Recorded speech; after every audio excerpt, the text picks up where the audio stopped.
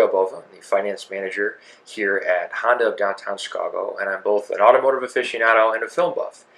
Today we want to start a series called Cars on Film, where we take a few minutes once a week and discuss a great movie that has to do with cars. It doesn't have to star a car, it doesn't have to be only about cars, but these are going to be some films, some of my favorite films anyway, that have to do with automobiles in one way or another. And today I thought we'd talk about a very unique piece of film from the late 70s. I bring it up because there's a lot of hype right now surrounding a film called Ford versus Ferrari, about a very famous race between the two brands at the 24 Hours of Le Mans. Speaking of Le Mans, the movie I'd like to talk to you today about is one of my favorite Steve McQueen films, and it's called Le Mans.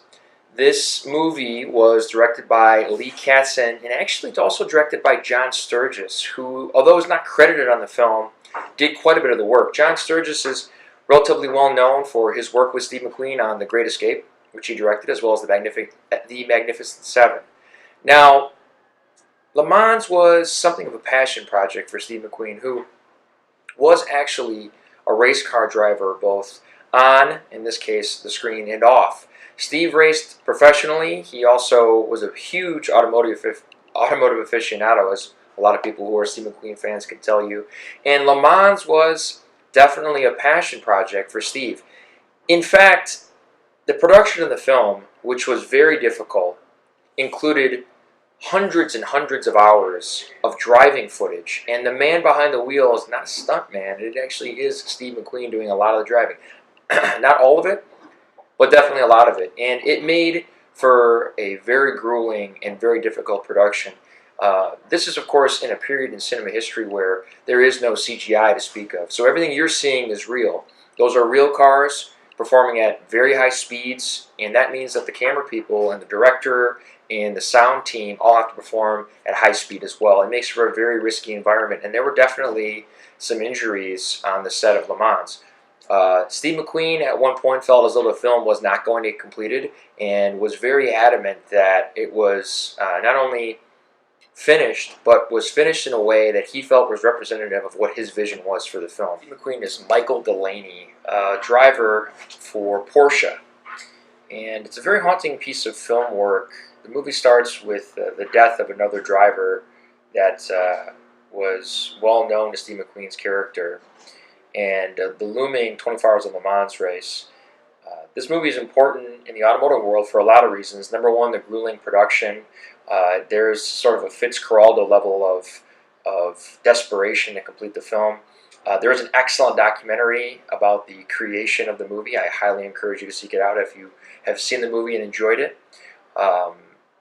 The racing is probably some of the most incredible footage captured on screen, and although I've yet to see Ford vs. Ferrari, I've heard a lot of good things, and I can tell you that without question that movie was definitely inspired by some of the things that you're going to see in the Steve McQueen film Le Mans. Another interesting point about the film, if you're a watch aficionado at all, as many I find automotive aficionados are, you'll notice that Steve McQueen wears what became a particularly iconic piece of, or timepiece I should say.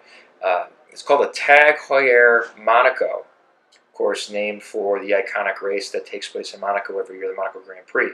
The watch was very distinct in its style, and that timepiece actually belonged to Steve McQueen.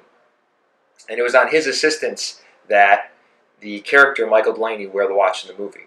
It has since become probably one of the most recognizable timepieces of all time, especially amongst automotive aficionados.